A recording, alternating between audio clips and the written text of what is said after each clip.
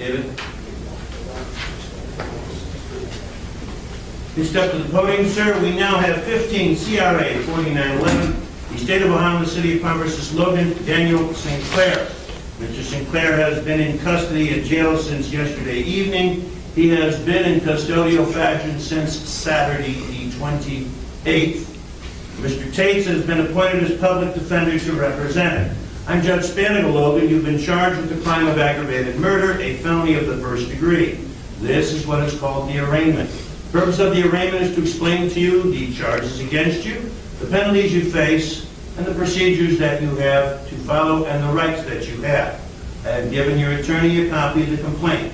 It is alleged that on Saturday, while in Parma County, Ohio, that you did purposely cause the death of Robert J. Sposit while fleeing immediately after committing the offense of aggravated robbery, this being at the Sunoco gas station at 5385 Pearl Road. As charged, that is aggravated murder, a felony of the first degree. If you are convicted, you will face a potential fine of $25,000 with no minimum mandatory fine. You will face life imprisonment. There is the possibility, although not noted at this time, that if certain specifications are added to the criminal charge of aggravated murder, you could potentially be subject to the death penalty. That does not exist at this time. That would be a matter for the county prosecutor. You may face additional charges including gun specification or... This is the power move of the hearing. The prosecution asks for $5 million. The defense argues fairness, and the judge splits the difference with $3 million while still acknowledging the extreme danger and flight risk. Translation: this court is not playing favorites, but it's also not rubber-stamping fear-based numbers. Is $3 million still effectively a no bond, or is this the judge threading the needle between justice and restraint? Aggravated robbery here, as they allege, those are also matters that may come up later. You have the right of silence in front of me. All proceedings are recorded so that anything you say may be used against you.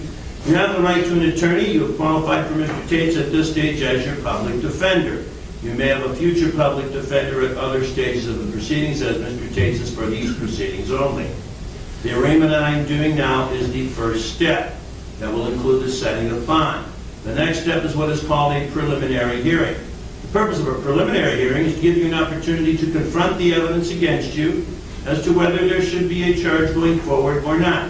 At that hearing, you would be here with Mr. Tates, the prosecutor Parma would be here, but then would be a hearing in front of me. This hearing is not a trial. It is not a proceeding to find you guilty or innocent, but in order for the felony to proceed, the prosecutor must show me enough evidence to establish two things of probable cause, or to better explain that two things are probably true. First, probably true that someone caused the death of Mr. Sposit. Second, probably true that you are that person. If I find those two things to be probably true, your case then goes to the common police court for further action. If I did not find those two things to be probably true, I might dismiss the case. It is also subject to direct indictment, where the police at any time can ask the grand jury for an indictment. If the case does go downtown, however it may go downtown, you would go to another arraignment similar to what I'm doing now. And at that arraignment downtown, you would enter a plea of not guilty. You do not say not guilty at this stage. You'll have a new public defender. This explanation is critical and often misunderstood. Probable cause does not mean guilt. It means the court believes there's enough smoke to justify looking for fire. Think of it as a legal checkpoint, not a verdict. The judge is walking a tightrope here, protecting the defendant's rights while deciding whether the case deserves to move forward. Do you think probable cause is set too low, or is it necessary to keep the system moving? Pointed for you. If that case is resolved in some way prior to a trial, fine. But if it is not resolved prior to a trial, it would automatically go to a jury trial, where it's the job of the county prosecutor to prove beyond a reasonable doubt that you are guilty of either aggravated murder or a lesser included offense. If you would rather have a judge decide the case, you could do that. That's called waiving the jury. That's a decision that you would make once you see the evidence downtown and consult with your attorney. Do you understand what I've explained thus far, sir? Yes, Your Honor. Any questions? No, Your Honor. We will let the record reflect the defendant understands the explanation of rights. Now, you have discussed the case with Mr. Tates in our lockup. I have what appears to be your signature on a waiver of preliminary form. To indicate you can also waive that hearing I explained. I show it to you. Did you read the form, sir, before you might have signed it? Yes, Your Honor. And did you then sign the form after you read it? Yes, Your Honor. Now, by signing this form, you are not waiving any rights that you have as a defendant in this case, except the preliminary hearing that would have been held now will not be held. Means that your case will go forward to the grand jury for indictment. Once that indictment is issued, you will go to that arraignment that I explained to you downtown. You'll then get your new attorney down there, and at that time, you would enter a non-guilty plea. Now, even though this is a preliminary stage, have you had enough time to discuss this case with Mr. Tates so he understands what it's about and he's been able to give you good advice? Yes, sir. Okay. Right now, you're under the influence of any alcohol, drugs, or medications, whether prescription or non-prescription. Yes. And what are you currently taking, sir? Oxycodone. Okay, is that relative to your injuries? Yes, sir. Okay. But you're mentally clear right now? You understand what's going on? Say it out loud. Yes, sir. Thank you. I am satisfied that Mr. Sinclair has made a knowing, intelligent, and voluntary plea, waiver of preliminary hearing rights, with effective assistance of counsel. Although bond still to be determined, court will order that 15-8-49-11 be bound over to the grand jury for further proceedings. As to the matter of bond, Mr. Sinclair, we now must get information relative to the determination of bond. Your PD form indicates you live with a girlfriend, you're unemployed. Are you currently out on bond for any other criminal or traffic charges? No, Your Honor. Are you currently on probation, parole, community control, or post-release control for any No, Your Honor. charges? To the best of your knowledge, are there any other pending criminal or traffic charges pending anywhere against you? No, Your Honor. Okay.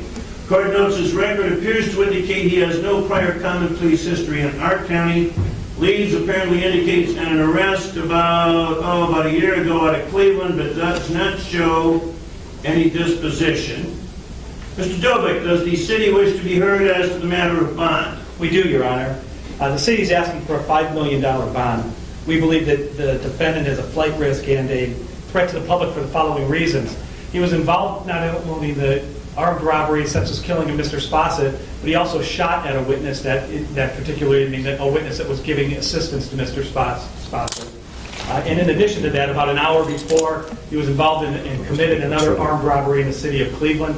I've had an opportunity to speak with the lead detective on this case, Detective Wells, and accordingly the city has asked for a $5 million bond. Okay.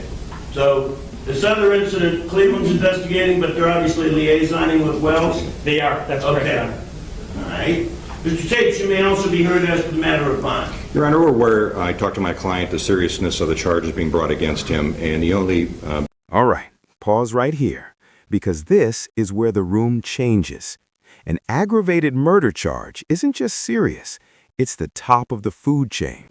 First-degree felony, life on the table, and potentially even the death penalty if specifications get added later. This is the moment every defendant realizes this is no longer hypothetical. Let me ask you, if you're hearing this charge for the first time, are you even processing it? Or are you already in survival mode? thing I can say, Your Honor, right now is the lack of any significant criminal record, no felony record for my client. Although it may be unlikely that you may be out of jail, Mr. Sinclair, given the nature of the charges, I'm going to place some non-monetary restrictions before we get to the monetaries. If you were to get out of custody, you are to maintain your current residence. If you must move, it must remain within Cuyahoga County. You would have to notify the court and Detective Wells, the lead detective in this case, of your address. You are not to have any contact with the decedent's family. So you're not to have any contact with Robert Sposit's family. Should you be out of jail, your area of travel will be limited to Cuyahoga County, which means you could not leave the county without permission. Now, the court will impose a cash surety bond. Mr. Delbeck, there's been intimations by the county prosecutor that we set excessively high bonds. I understand the concerns, but I think $5 million for the sake of maybe excessive. I'm going to set a $3 million bond, which I still think is sufficient. If Mr. McGinty wishes to seek an addition to that, we will deal with that through Mr. McGinty when the case gets downtown. Which means hypothetically for a $3 million cash surety bond, given the nature of it and the potential of the death penalty spec. Hypothetically, you may have access to contact to see about bondsmen or whatever to post that bond. And if you have a jail credit, let's see.